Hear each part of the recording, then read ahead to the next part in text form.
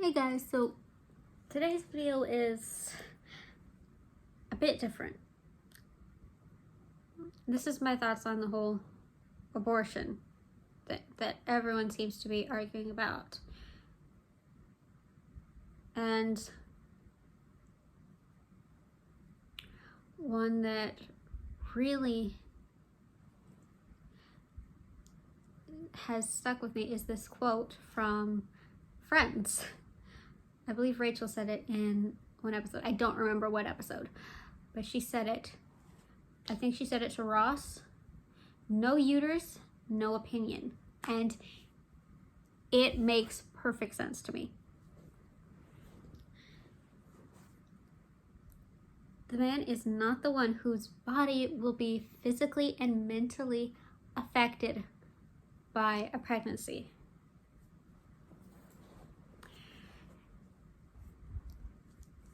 And pregnancy lasts 40 weeks, give or take. That's 10 months. 10 months of sharing your body with someone else. Then there's the physical changes to your body during pregnancy. And after birth, there's these stretch marks. And your stomach will never go back to being completely flat. It will never be the same again. Your skin will be all loose, and you can get plastic surgery to fix that, but the evidence will still be there. If you have to have a C-section, you have a scar that will never go away and takes longer to heal than it usually takes. It takes over a month for a woman to heal from giving birth. It takes even longer if they had to have a procedure like a C-section or an episiotomy. An episiotomy is where they cut you from your vagina hole, sometimes all the way down to your butthole, to make it easier for the baby to slide out. Not always necessary, but sometimes it's necessary. My mother had to have one for me because she was not fully dilated, and I wanted out fast. I was coming too fast, and she was not fully dilated, so she had to have an episiotomy. Once they get the baby out, they stitch you up, and then it takes even longer to heal because now you got stitches down there that you got to be aware of. When you've got the stitches there, you can't wipe with toilet paper. You have to use this thing called a peri bottle, which basically squirts water down there. And your vagina will never look the same again. Even your boobs will never look the same. You've got stretch marks that can go away, but often do not. They will appear on your boobs, on your belly, on your hips.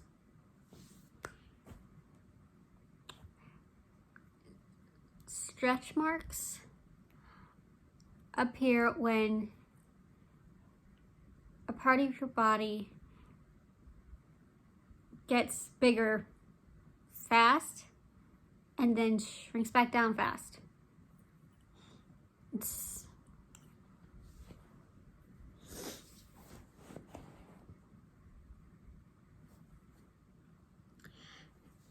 And some women they either don't have the money or they're scared of the pain or of the responsibility. And then there's the instances of rape victims. Even if they give their child up for adoption and they don't see their rapist's face, and every time they look at their child, the evidence is still there every time they look in the mirror. Every time they look at how much their body has changed from the pregnancy.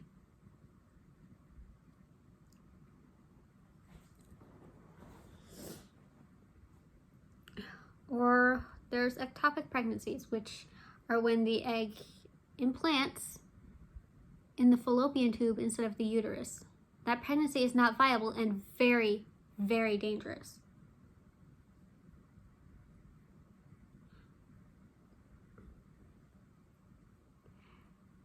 And in instances like that, if you don't get an abortion, it could be very bad. You could die. It's life-threatening to have an ectopic pregnancy in a place that has outlawed abortion. There are people protesting abortion saying, don't abort, we'll adopt your baby. But adoption still requires the birth mother to go through 40 or so weeks of pregnancy and labor, which is very painful. Even if you get an epidural, they don't take away all your pain. They don't give you enough to completely numb you, because you gotta be able to feel when to push.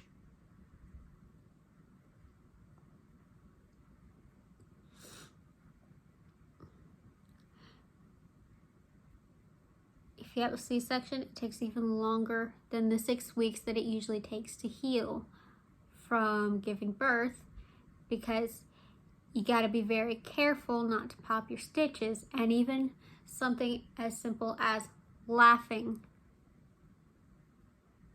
will cause you pain in your C-section area.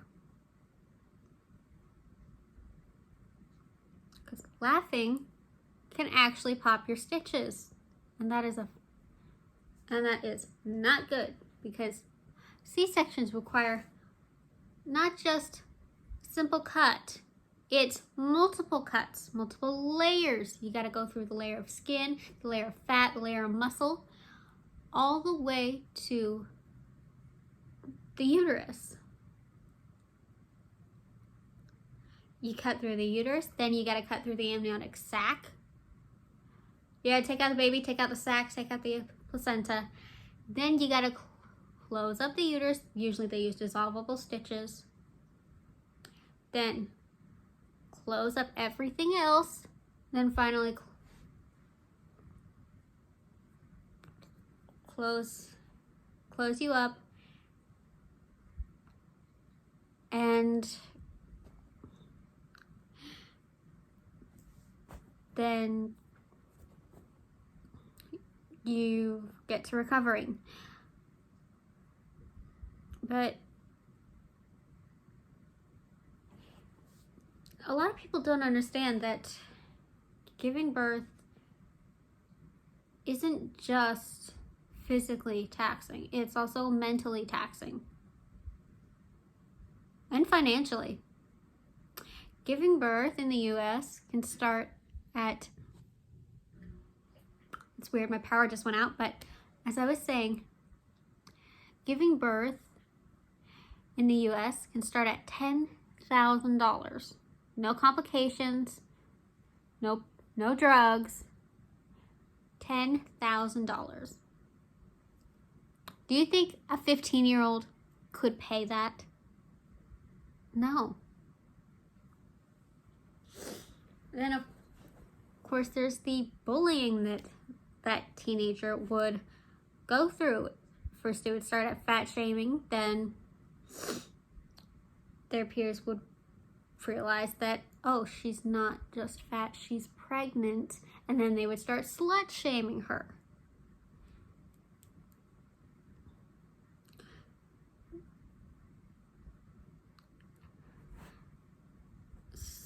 some of her family members might completely stop talking to her, and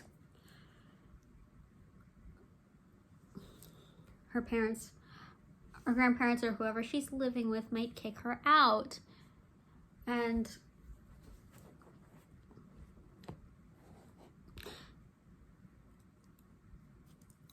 she might have to quit school just to take care of this baby that she didn't even want in the first place.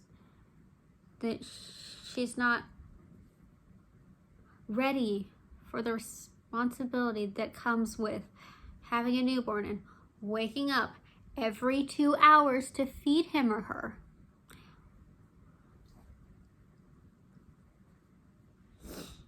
And diapers are expensive. And so are baby clothes, because that baby will grow out of those clothes so fast.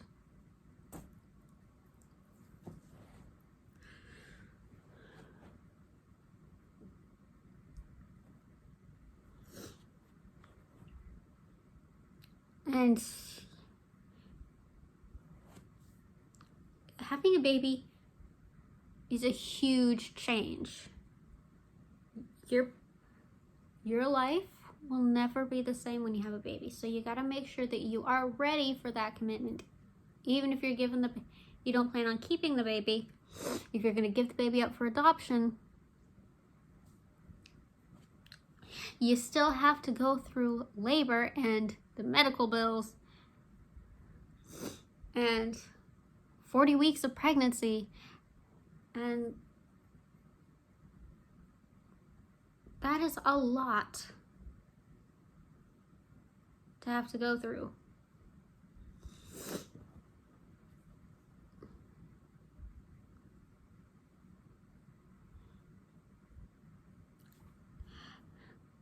And there are children in the orphanage that are children of color or too old to be adopted, or both, that feel unwanted and undesirable because they're too old to form that parental bond with. Everyone wants a baby, and everyone wants a baby that looks like them. Which I kind of understand that. If I were to adopt a child, I wouldn't want everyone and every Karen who sees me to come up and ask me, is this your child? Can I have proof that this is your child? Because I've heard stories of that happening.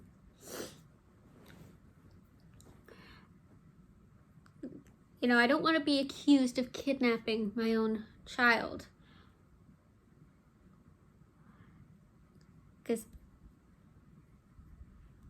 Or to be looked at weird for having a child that is not the same race as me.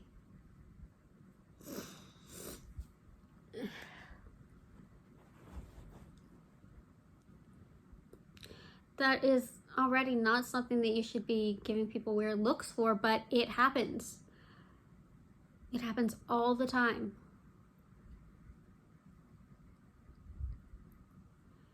Even someone who is the least racist would still have questions, valid questions, but, you know, when they see someone with a child that doesn't look like they could have given birth to,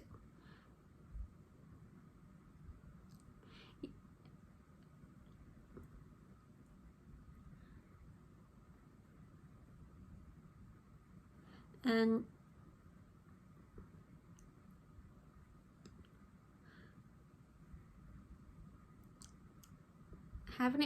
being asked those questions might make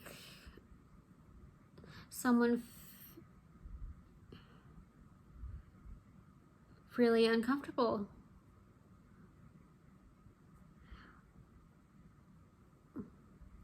And it's knowing that those people have those questions and are not answering them. That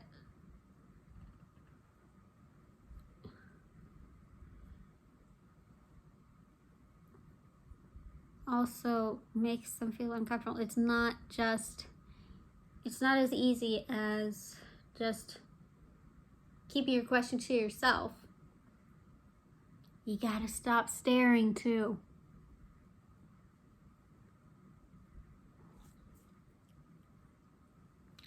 Yeah, people are garbage sometimes. And so everyone wants to try to avoid that by adopting a child that's the same race as them and young enough to form that bond with.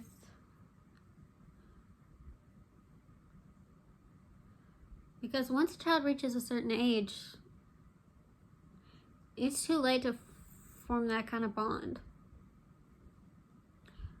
with their adoptive parents.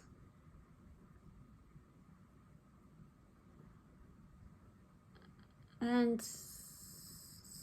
then they're always wondering, why didn't my birth parents want me? Was I not good enough?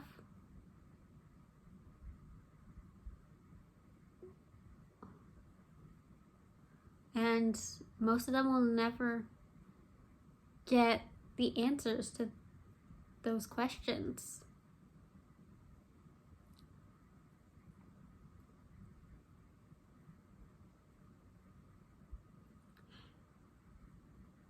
And I think a lot of them would have rather been aborted than to have been born and lived like that.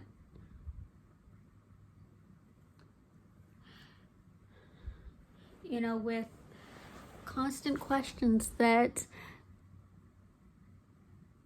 they might never get answered.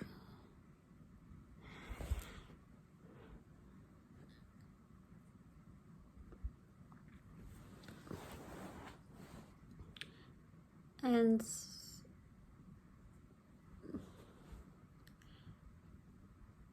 then there's the whole safety thing. Like,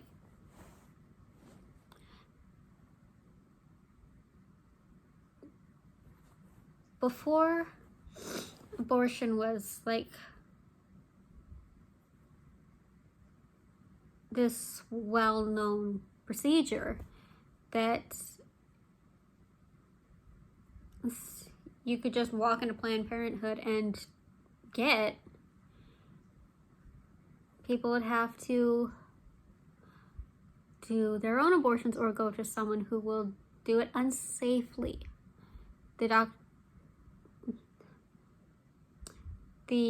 would not be a trained medical or a licensed medical professional, and they wouldn't do it right, or they wouldn't use the right tools.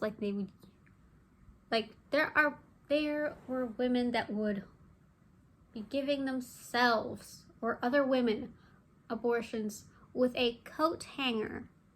That is extremely dangerous.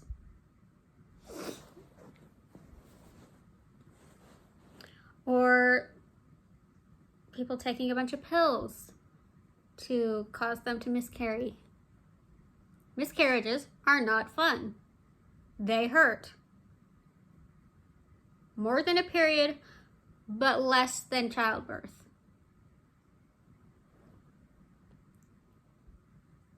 Typically more than a period, but less than childbirth.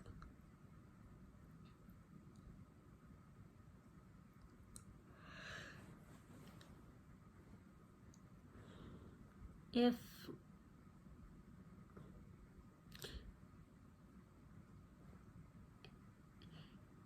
a woman wants an abortion, but society would shun her for it or even arrest her for it. She might seek other ways of terminating her pregnancy, like doing something that would cause her to miscarry, like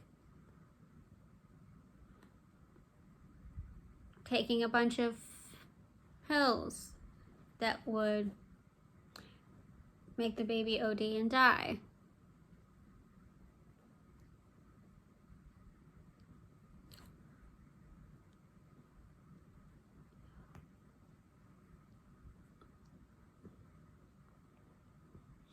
Then there's a missed miscarriage, which is when the baby dies but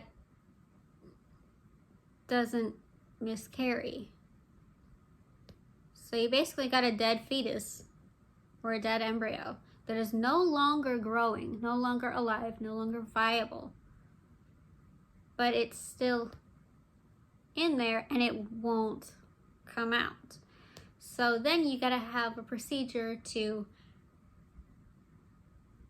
get it out, which is a lot like an abortion. Actually, I think it actually is an abortion. Because if you don't have it, one of those, then you're basically carrying around a dead baby in your uterus forever. Your body will still think it's pregnant. And that could come with a lot of health problems, a lot of complications.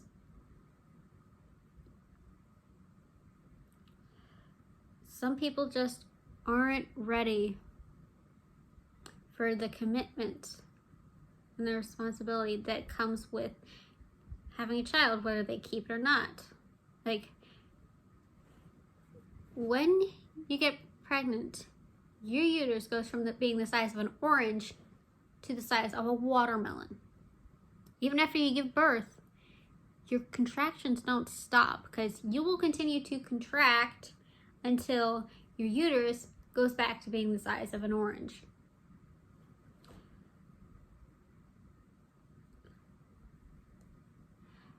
And so once the baby's out, the pain isn't over.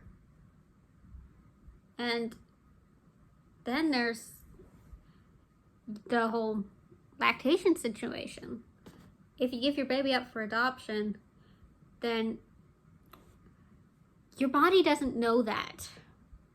So your body starts making milk because it's like, oh, the baby's out, the baby's gonna need to eat. So it starts making milk and it has no way of knowing that the baby was given up for adoption. So you gotta pump.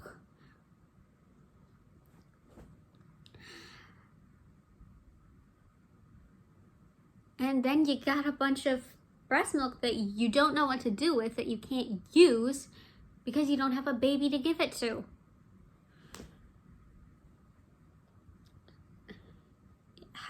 Having a baby is a lot of work, even if someone else is raising the baby. Postpartum is really hard.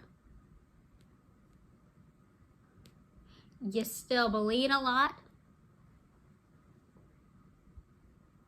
You gotta wear this maxi pad that looks like a diaper. And actually, some people just wear adult diapers instead of maxi pads when they're postpartum. Which honestly, pretty smart idea.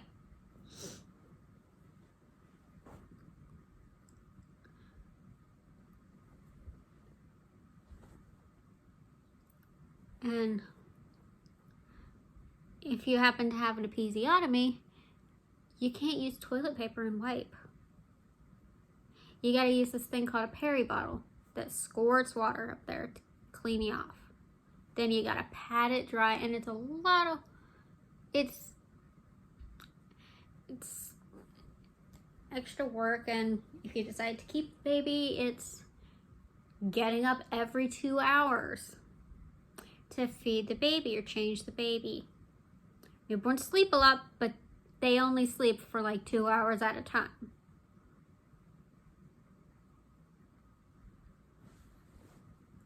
So you're pretty much surviving off of power naps.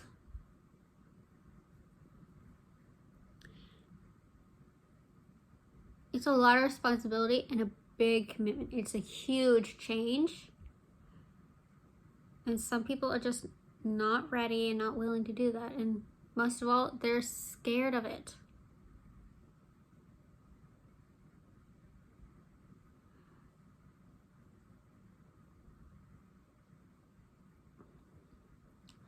Lena Medina was only 5 years old when she got pregnant in 1937. She was a little Peruvian girl who had a condition called precocious puberty, which basically means she started going through puberty at a very young age. Hence how she got pregnant at the age of 5. She was raped, and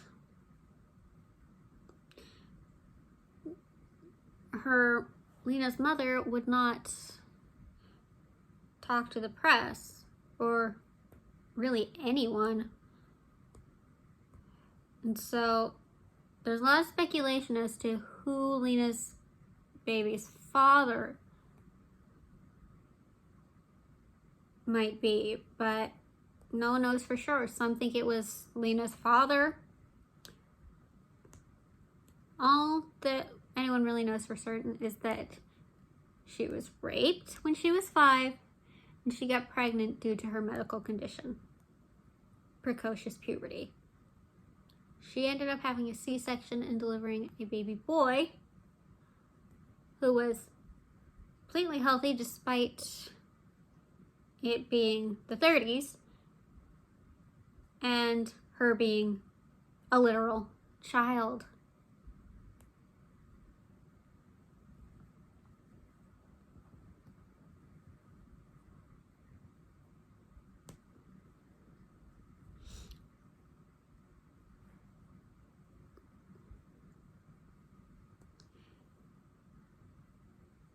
If she had had access to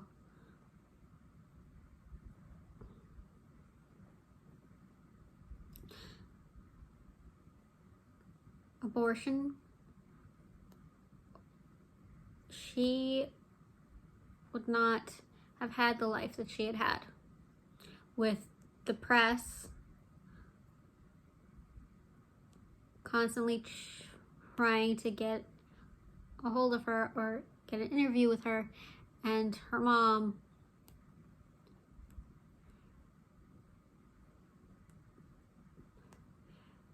refusing to let anyone see her, and raising her Lena's child as if he were her brother.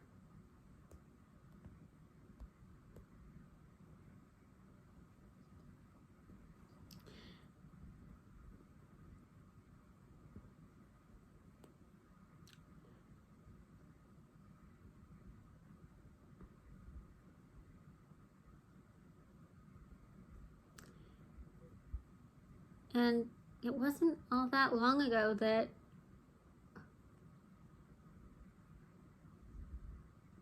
people would send their pregnant daughters who had gotten pregnant out of wedlock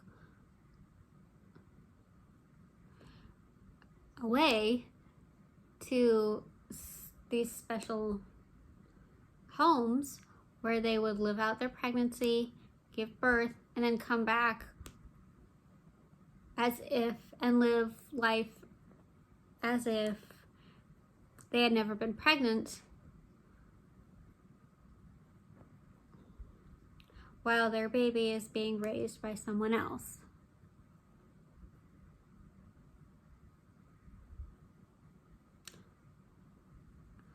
Or there's the instance I forget the details of the case, but this couple ran one of those facilities, and instead of giving the babies up for adoption, they would kill the babies.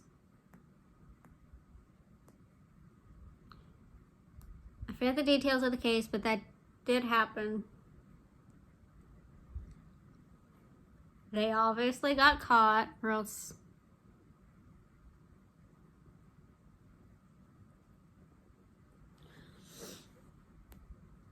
I probably wouldn't know about it.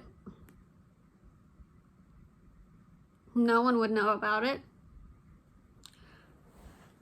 But anyway, that is why it's important that women have a choice. Some women feel a sense of loss after having an abortion, but other women feel free. They feel a sense of relief. Both feelings are valid. Whether you feel a sense of relief or a sense of loss after having an abortion does not mean you made the wrong choice.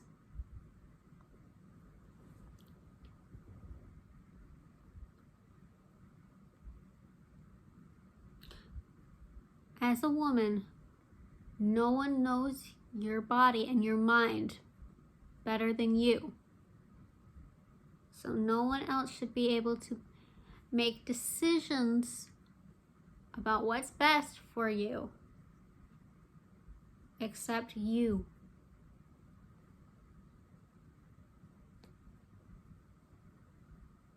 And this has become a very depressing video.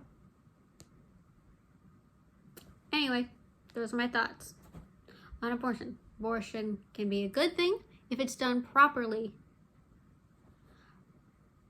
and if it's readily available to anyone who wants one or needs one.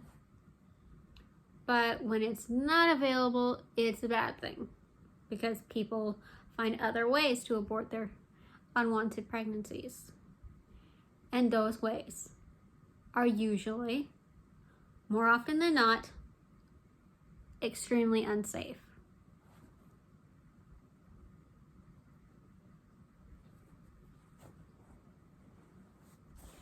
Bye, guys.